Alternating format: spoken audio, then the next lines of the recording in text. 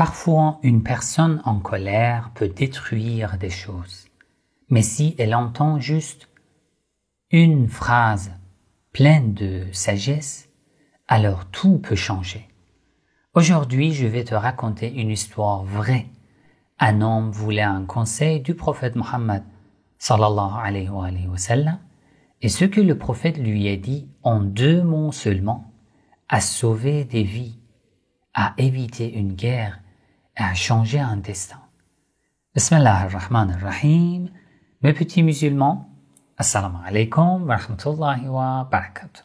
Avant de vous raconter cette histoire, si ce genre d'histoire vous intéresse, n'oubliez pas de liker, partager, laisser un petit commentaire.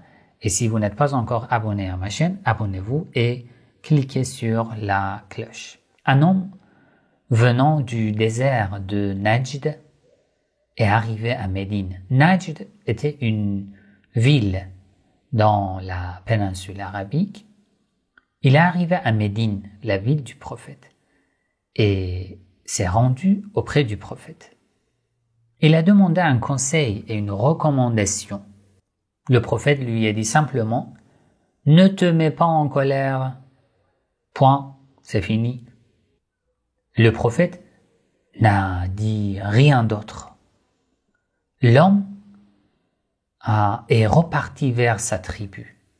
Coïncidence ou pas, il est arrivé chez lui juste au moment où un événement important s'était produit.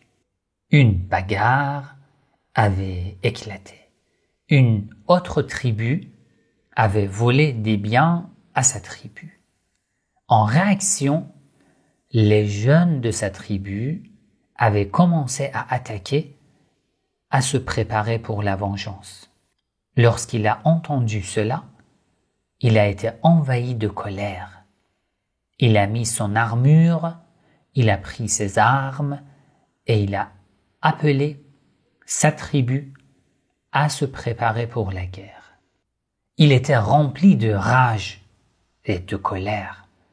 Il a marché vers le champ de bataille, mais en route, il s'est rappelé « Je suis allé à Médine, j'ai vu le prophète, je lui ai demandé un conseil et il m'a dit « Ne te mets pas en colère ». Il s'est arrêté. Il a réfléchi. Pourquoi est-ce que je suis furieux? Pourquoi je vais me battre? Pourquoi je veux tuer? Est-ce que j'ai bien réfléchi? Est-ce que je ne suis pas en train de faire quelque chose que je regretterai toute ma vie? Il a fait demi-tour. Il est arrivé devant les 2 tribus et a dit « Pourquoi ce combat? Pour une vengeance? Une erreur? Un vol de biens? Moi-même, je suis prêt à payer de ma poche les pertes, si c'est ça le problème. Nous n'avons rien à gagner à nous entretuer. » Les 2 camps, étonnés par la sagesse de ces paroles, ont baissé leurs armes. Puis ils ont dit « Nous aussi, nous sommes avec toi. Ce n'est pas digne de nous battre pour une telle chose. » Et chacun est retourné dans sa tribu sans guerre, sans blessure, sans perte. Mes petits musulmans, cette histoire est incroyable. Le prophète a dit 3 mots. Ne te mets pas en colère. Et ces mots ont sauvé toute une tribu d'une guerre.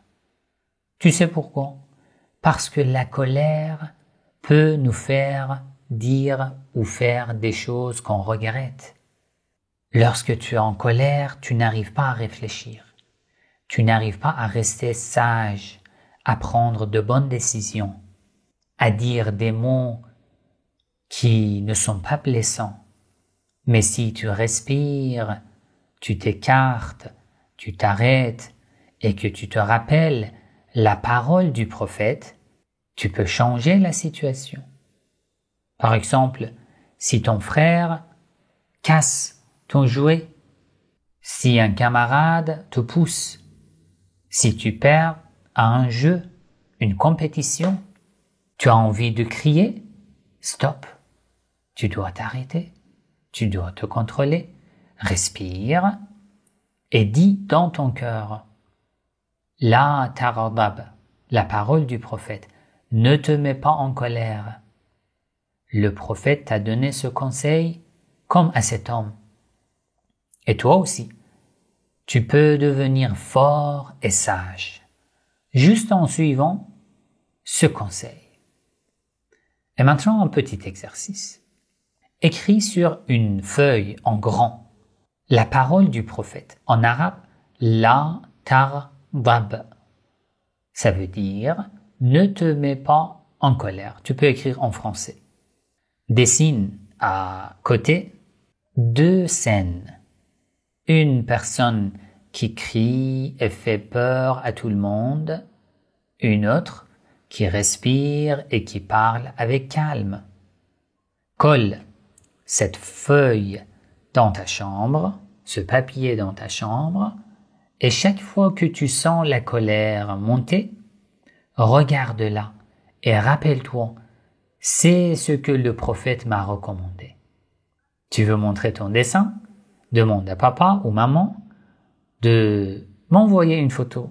Je vais le montrer dans mes vidéos suivantes, Inch'Allah.